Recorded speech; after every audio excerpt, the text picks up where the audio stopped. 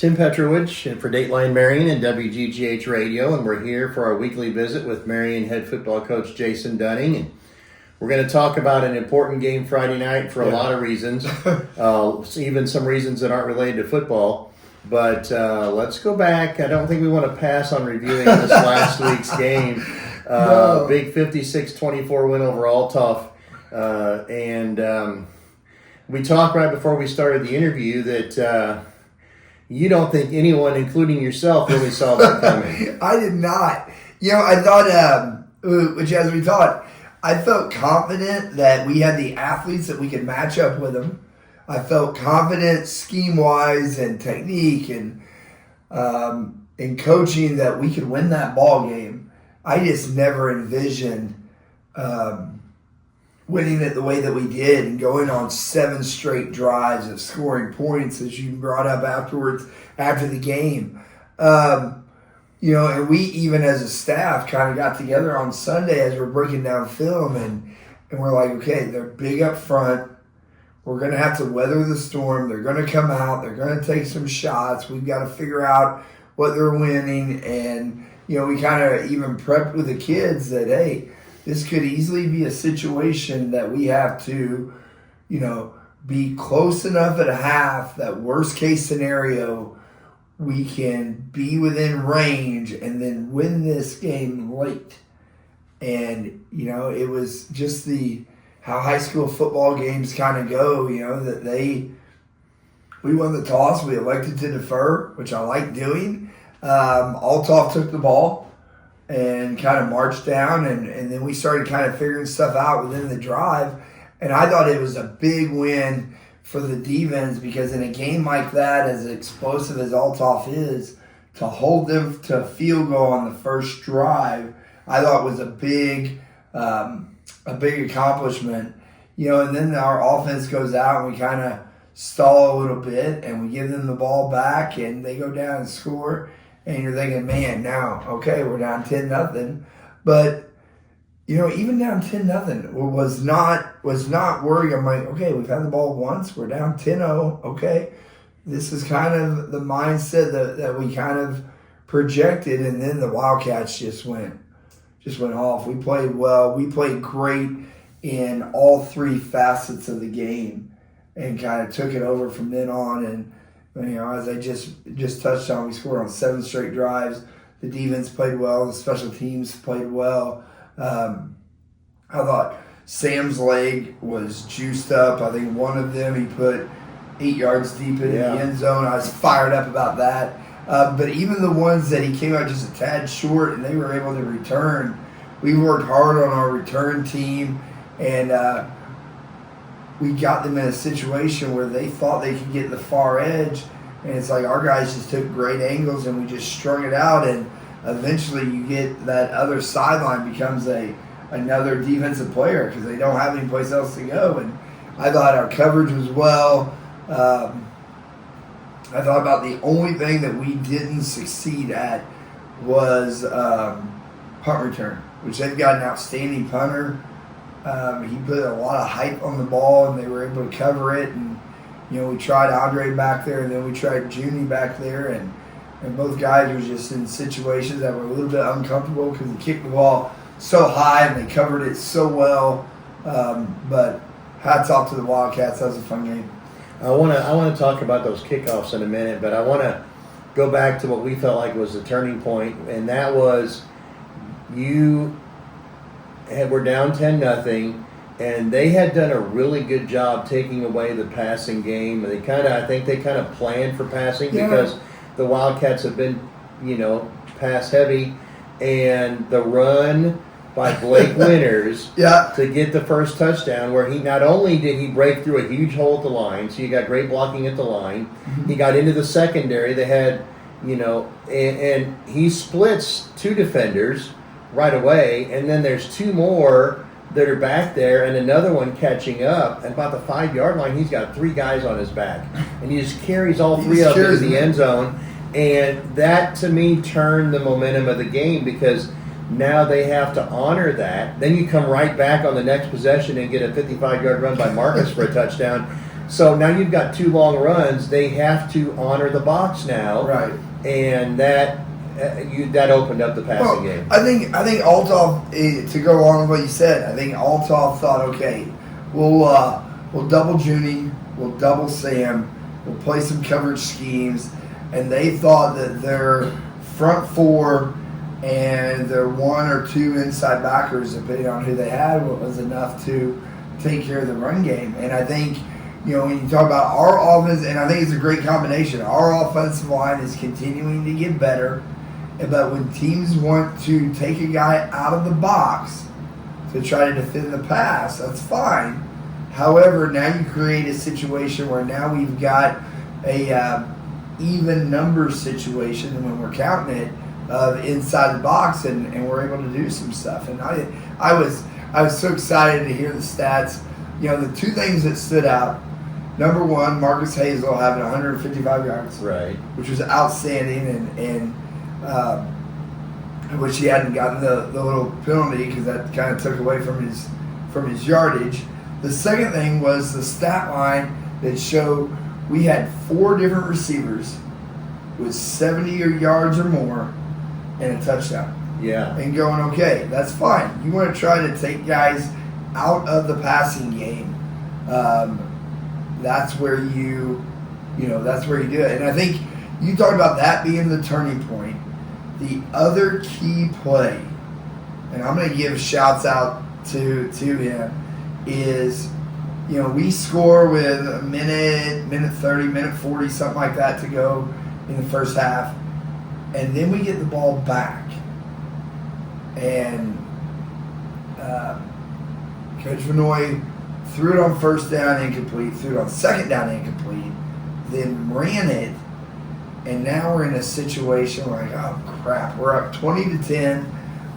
It's 4th and 4. We're down in our area, and Cal kind of talks to Coach Vinoy and said, "Hey, why don't we shift them, freeze them, and see what happens?" Yeah. And so it's 4th and 4, and we've got to punt the ball, and the defense has to go out and try to make it stop and conserve that lead that we just got, because it's 20-10, and now they're getting. You don't want to give them momentum going into half, and so Cal kind of brought that up, and I trust my offensive guys. I'm very lucky as a head coach to have Coach Vinoy, Coach Skeet, Coach Brown, those guys on offense that do such an amazing job.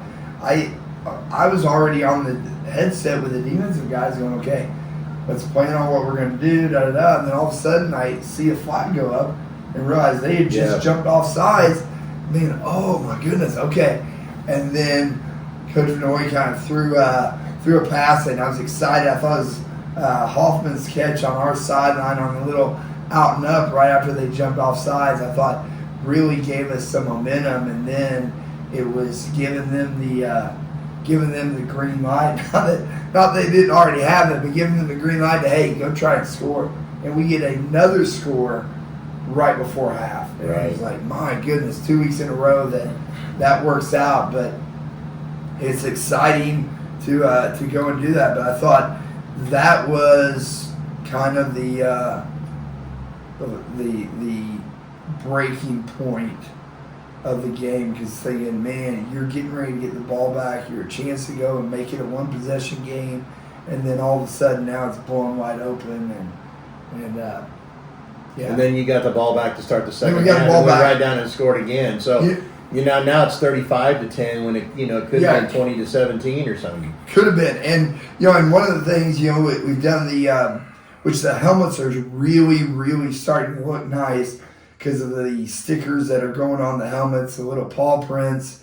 But one of the things that the players can earn, and it's kind of a shared sticker, is that we talk about winning the middle 8, the last 4 minutes of the first half, the first 4 minutes of the second half, and that's a sticker that the guys can earn on their helmets, and to do that 2 weeks in a row to get that sticker, because you're right. I mean, there was a chance that if Althoff scores there, and now you're in the situation, okay, you went from 20-10 and now it's 2017, 2018, whatever that is, it's a whole different complexity to the game. But instead, now we go out and we score in the second half, and now it's 35-10. We're up and rolling, but no, I thought we played very, very well, and well coached game, well called game by my staff, and those offensive guys just continue to put points up. Now that touchdown right before the end of the first half, that not only that changes Althoff's discussion at halftime. Oh, because now there's no momentum at all. They're feeling like their backs are against the wall, and it puts so much pressure on them on that first defensive series. Yeah. And then when you go down and score right after that, I mean, that's exactly what they can't have when they're down 27-10 at halftime, 28-10 at halftime. Yeah, and you talk about that, but yeah, we've been on that side before, and it's not fun that you give up a score before half, they get the ball back, you give up another score, and you're like, man, we just can't. But no, that's why I like the analytics, I like the statistics of things, and going, okay, we're going to, and sometimes it works out, just the way you plan it. And I was happy to have that, and our guys go out and exciting win, big win. You talk about all the stuff with Althoff, and what's crazy is this group of seniors has never played Althoff. So the Althoff is one of those staples within this coaching staff. I mean, that we've been there, and when we started this thing, that the big three that we tried to get was Althoff, Cahokia, Mount Vernon. And now to have Althoff, I mean, we've got the thing over there on the wall from the first year we beat Althoff, because I mean there was a stigma coming in that Althoff was Althoff, and there's a certain, and I think it was a unique situation this week where the coaching staff went to a new level because it's Althoff. But I thought the players went to a new level because, they know about Diarrhea Hill at Oregon, and they know about the other guys that Althoff has had, and they're the defending, you can call it 1A state champions. I think if they played, I think last year they could have played and probably beaten 1A, 2A, 3A, and 4A because they had that much talent. But you go up there and they're ranked third in 3A prior to kickoff, and just the expectations of going there and playing. I thought from the opening kickoff we played at a different level, and that's what has to happen. We just continue to get better and better and better in every aspect of the game. Probably you'll continue to hear the word silly throughout the course of the season because some of the plays, some of the numbers, and we can talk about Callahan Roper, who's right now got more yards than any other quarterback in the state, more touchdown passes than any quarterback in the state. You've got ridiculous numbers from Junius Thomas, Sam Atkins. Man, the guy that really made an impact in Friday night's game, who is kind of in the shadows of those, is Blake Winters. 2 touchdown catches, yes. 1 touchdown run, an interception, several tackles, an interception, and he's like a steady guy week after week. He's a guy that we knew he was talented, we knew he was fast, but he has turned into the workhorse and kind of the leader of this group. He's elevated his football mentality, and he just plays and you and I touched about it after the game. One of the things that I love hearing as a coach is it looks like your kids are having fun. And I know this, when you play the game and you play the game and you give it the respect that it deserves, because this game will humble you very, very quickly if you're not careful. But if you give it a respect and you play it at the standard by which we coach at and by the standard that we expect the kids to play and perform at and that we work towards, perfection is one thing, but playing to that standard, it just looks like your kids are having fun. And it looks like Blake is having fun no matter what he's doing out there on the field. Blake, and Callahan and Sam and Junius and Alex and Caden Jacobs, and now you got a name that Wildcat fans are going to start hearing. You hear about Hudson being in on a lot of tackles. Well, now you're getting another kid by the name of Jaden Twitty, and Twitty is just all over the field, and he plays this game, and he plays the game with a passion that is so much fun to watch. He doesn't always know what he's doing, but he plays with a smile on his face. And I love seeing Blake come off the field and all the guys. And when our kids are playing and they're playing free, I guess is the way of putting it, because they're out there and they look at, Coach Vinoy calls a play, they look down the wristband, they run it. And when it hits and it executes, and to see right there, and sometimes I get to cheat a little bit because I know the play call, but on Hoffman's catch, which I think right now, his catch, Junius's catch against Mount Vernon, where he kind of caught the ball behind, kind of head topped, as the kids say, to the Mount Vernon DB. That's up there as one of the biggest catches of the year. But Hoffman's getting twisted on a little out and up on our sideline, and saw the catch, saw his feet come in. I'm like, hey, we're rolling. And he got up with the biggest smile, and it's fun. You mentioned him. I want to get to the defense in just a minute. We'll talk about Jaden. Speaking of catches, I do want to. When you mentioned that, I wanted to bring up the one that Sam made for a touchdown, where he caught I think he had 2 touchdowns, but the one he caught the ball on his fingertips just outside the defensive back. Oh. And then just spun around and went to the end zone for a touchdown. And that's one of those passes that, that's a great catch by Sam to catch it there. Oh, he's the only one that could have caught it, too. He's the only one. And I think to go with that point, number one, we work that every day. We work those type of drills and the timing. Callahan has developed into a quarterback that he understands where to put the ball. And there's drills that we do, knowing where the defender is. And, oftentimes in the off season, we try to find little tweaks. We don't want to revamp the offense because it works well. We understand things, we're able to coach things, but it's little tweaks here and there. And that route, Coach Vinoy has made a little tweak to it, and it makes it where the defender has one option. Well, actually 2 options. He can go over the top of the receiver, and if you do that, you're never going to make a play on the ball just because of the way of the positioning and how it's thrown. If you try to come underneath, that's the situation that it puts that DB in. If you want to try to undercut it, you better be perfect, because if it's not, the ball's thrown in a position where only Sam can catch it. If Sam doesn't catch it, it goes out of bounds. In that case, no big deal, no harm, no foul. But the DB tried to undercut it. Sam caught it, gone.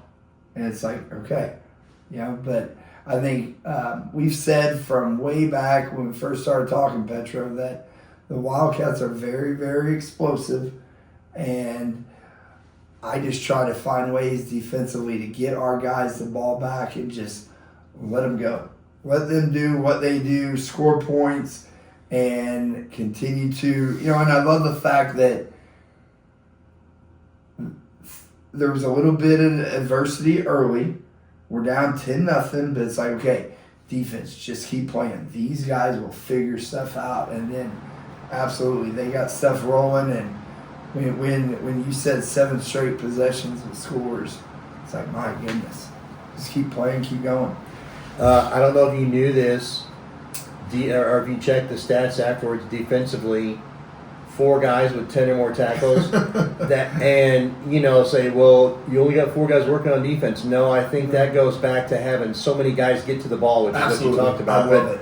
From the bottom, Caden Jacobs and Hudson Wade with 10 tackles each, Alex Henry with 12, and Jaden Twitty, you mentioned him, 14 tackles, which is ties for 3rd for the most tackles in a game by a Wildcat player. Yeah, and that was whenever you said that stat, I showed it to Twitty, and he lit up. But I think, we just keep talking about, we keep trying to scheme-wise, keep it simple.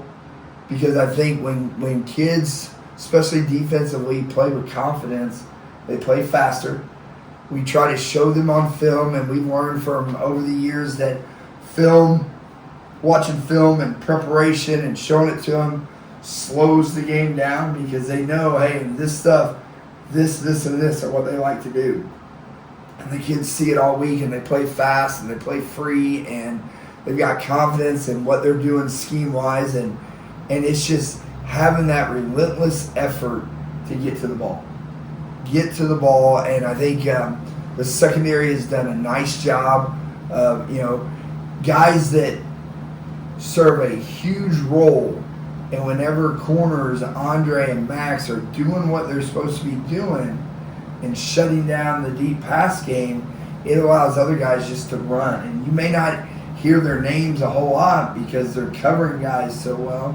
But I think right now the Wildcats on like I said, all three facets of playing really well, and we have to be playing really well at this time because we just got done with Althoff, but it's not like the schedule gets any easier.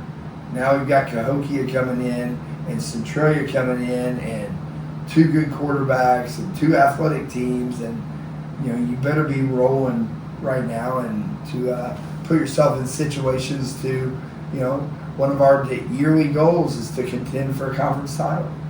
And I think Friday night's game, which I'm sure we're going to talk about, doesn't solidify anything, but it puts the winner in the driver's seat in a very comfortable position from here on out. You got a real knack for leading into the next question, I guess. Maybe it's because we've done this enough. We've done this a few times. Yeah, but yeah, Cahokia is the discussion, and you look at Cahokia, and I've watched a little bit of their games, and we talk about this a lot before. There's not a whole lot of rhyme or reason to what they do necessarily, especially offensively, but they're just so athletic, and they can make big plays, and they can burn you on a play that maybe isn't supposed to work, but they're so athletic they make it work anyway. I guess the best way to say it is Cahokia is Cahokia. They're Cahokia, and it's funny because you say you watch this year's film. It doesn't matter what year you watch. It's the same. It's the same. You go back, you can watch them when they had Patrick Ivey, or they had Jimmy Hunt, or they had London Davis, or they had Teron Armstead. They look the same. I mean, they're going to have big physical linemen up front, guys that can move, have good feet for their size. They're going to have skilled kids. And what's crazy is you start looking at their coaching staff, you recognize the names because a lot of them are players. Yeah. And now they've got kids that are playing, but they look the same. And it's like they've got this machine there, and it's like, okay, here's our linemen, and they all come out and they look the same and they act the same, and you're right, what makes them scary, and they're getting better scheme wise, but what makes them scary is you can be a step off, and if you miss a tackle, they can always run, they're always athletic, they're going to make plays. There's one play against Carbondale where the running back kind of leaks out.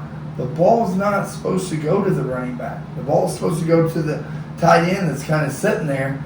The running back just happens to be there, and he just reaches out, makes and a grabs one-handed catch, and I saw that, and then houses it.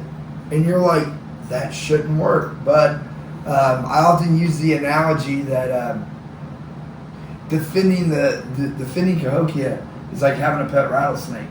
You can take that lid off, and you can put in there, and you can go 3 and out. No big deal. Okay, we got this. We covered it. Here's their stuff. Boom, boom, boom. Put your hand in again. You're fine. And then all of a sudden it's pop, pop. And they got you. And it's like, what happened? And then you've got to be careful, as you see in the Carbondale film. Cahokia likes to score in spurts. Boom, boom, boom. Yeah. And there's one play where they score 3 touchdowns in 7 football plays. Not 7 offensive plays. In 7 football plays, that Cahokia scores. Then on the ensuing kickoff, Carbondale, I think, fumbles, and Cahokia gets it. They score, and then 2 or 3 plays later, they get a pick six. And it's like, all of a sudden you go from being in that situation, kind of like what we did against Althoff. You're in that situation where you're in the ball game, and then all of a sudden, boom, game over, you're done. So I think you've got to be careful of doing that. But I know this, the Comanches love coming here and playing, and they will play ready to go from the opening kickoff. They'll be physical, they'll be fast. We have to, just like having kind of the same game plan with Althoff, we've got to hit our shots offensively.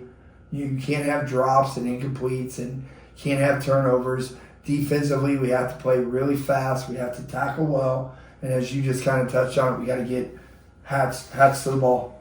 I feel like if I'm Coach Donald in Cahokia, I think there's a certain part of me that says, okay, you 11 go out and do your thing, and I'll sit over here and watch. Because I see that kind of. You talked about the pick six and the fumble recovery. They also had a punt return for a touchdown. Yeah. So, I mean, that's just it. They can score from any place on the field.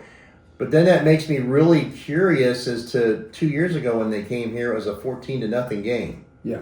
And so, when you get a couple of teams that are maybe pretty well matched, you might see something like that. You might see something. And that's a situation that as you face in the caliber of talent and teams kind of go up and you get to these big games going, okay, you're still going to have shots you have to hit, but those shots are going to be fewer and fewer. And so they become more calculated and more important. And you're right. About the time that you think it's going to be a score fest, it may turn into a possession game. And I know this.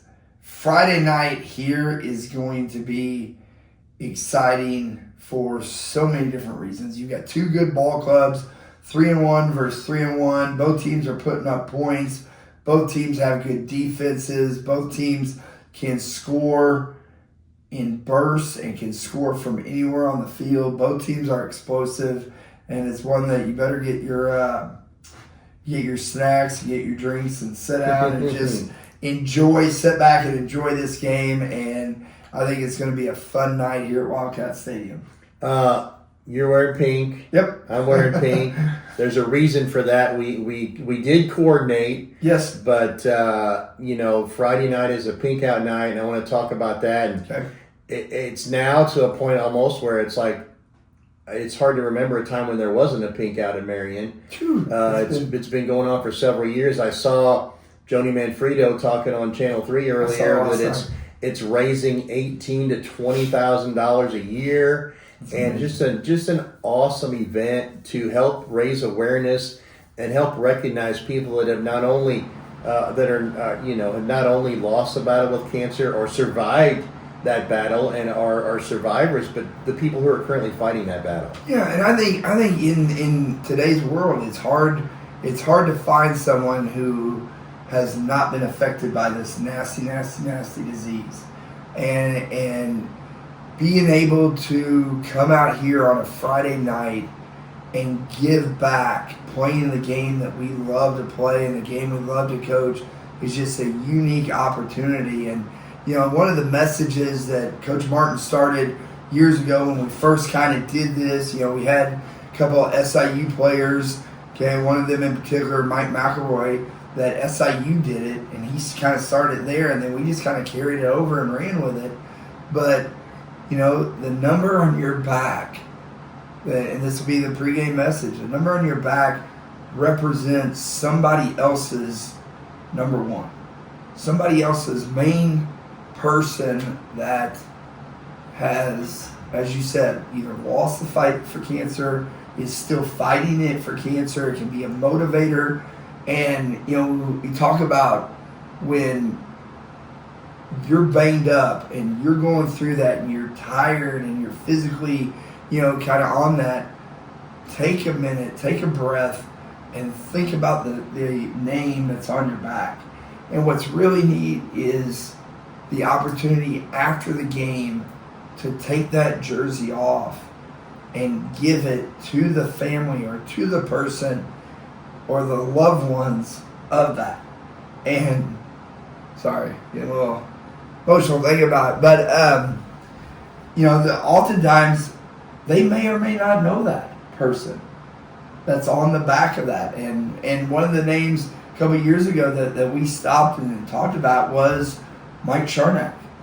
Yeah. And his name being on the back of that, and the player finding out and learning who that person was. I mean, some of them, it's a family member. They know exactly who that is. Some of them, it's a stranger. And that's why I love, we'll line everybody up after the game, and they'll take that jersey off and hand it to them. And hopefully there's a interaction there where they're learning who that person is. And, I've got a childhood friend that just recently lost his battle, and he will be on the back. And my daughters wore his jersey the last couple of years, and just to think about how many names are on there, and it's just a really, really special night. And I'm thankful that we get to play the game that we love to play, and yet give back and take advantage of this opportunity to.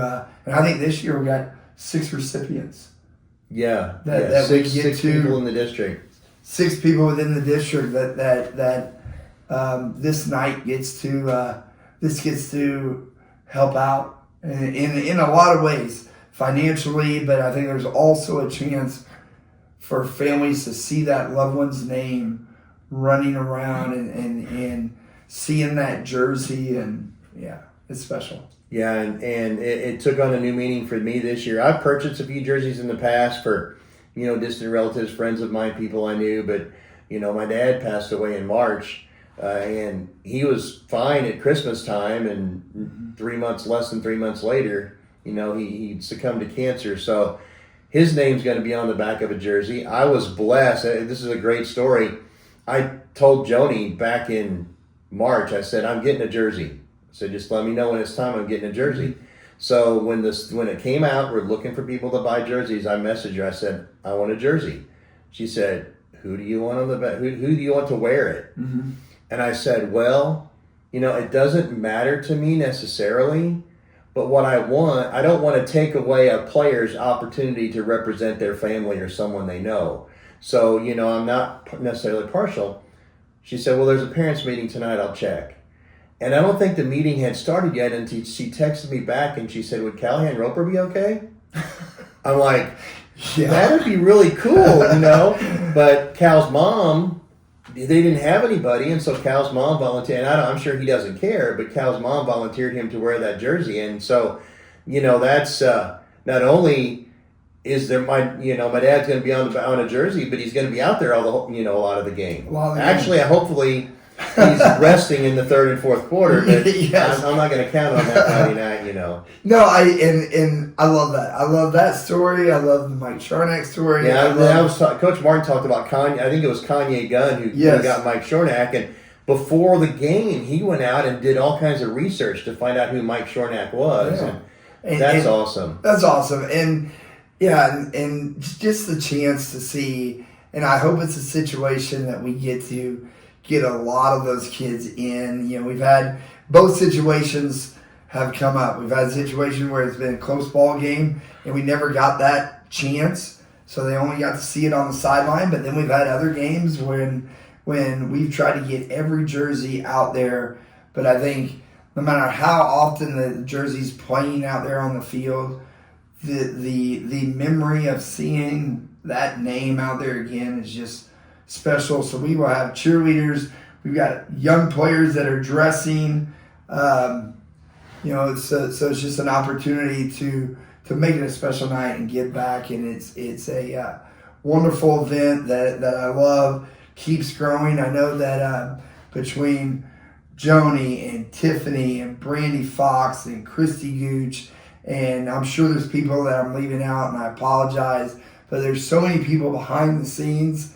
And I know that on the Monday of Pink Out, yesterday, as we're doing this interview, I walked into the office. There are T-shirts in pink, and I look at those ladies, and they are grateful, but they're also overwhelmed. And really tired.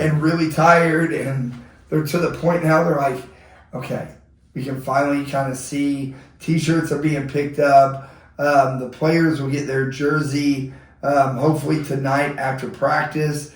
You know, I always worry about, okay, what happens when you've got that player that's supposed to wear that jersey and all of a sudden the jersey is way too tight, way too uncomfortable, and going, okay, that's why you guys pick the sizes. But, you know, there is so much behind the scenes work. But those ladies have got it down to a system that they're able to function really, really efficiently with it. And but I think this interview would be hard-pressed to not give a shout-out to those ladies and all the work. And, yeah, I saw the news last night and saw Joni on there talking about Pink Out. And there's food, there's silent auction stuff, there's raffle baskets, the tailgate's growing. Hopefully there's going to be a bigger sea of pink that been in talks with administration. We're trying to get the student section moved down to the field. So hopefully it's a sea of pink. So it may be a lot of pink and blue out there, and hopefully it's a good night, and that the football game, I hope, allows some of those people just a chance to enjoy and sit back and see that loved one, and hopefully bring a fun memory to everyone involved. And I hope that, you know, I know we've got faculty that are fighting it, and hopefully that's just a little break from the reality of what they're going to just sit back and enjoy watching the Wildcats play and seeing that go. And I hope it's a situation that when the recipients are being recognized in that at halftime, I hope it's an opportunity that the game, we've done our talk, we can go out and that the players can see who's benefiting from this. Not that they don't already know them, because we know most of those people, but it's still a nice situation. And then hopefully that the ceremony afterwards is something that we can truly take a moment and really reflect back on in a positive way. I do want to let people know that if you didn't buy a T-shirt, you didn't buy a jersey, all those things, there's still ways to contribute. You mentioned the silent auction and the raffles that are going on. They'll be going on during the game. Some of the proceeds from the tailgates and all that, I think, are being donated. You can always make a cash donation. I think Tiffany said there's a few T-shirts left to buy, and they may be gone by the time the game starts.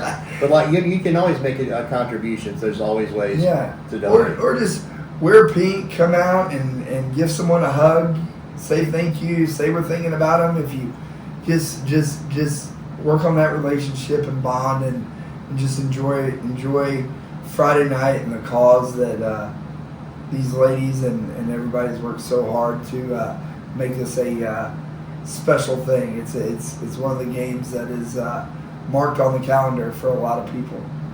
That's Pink Out this Friday night. The Wildcats play at home against Cahokia. It's a big football game, too. Don't forget that. That's Marion head football coach Jason Dunning. For Dateline Marion and WGGH Radio, I'm Tim Petrowich.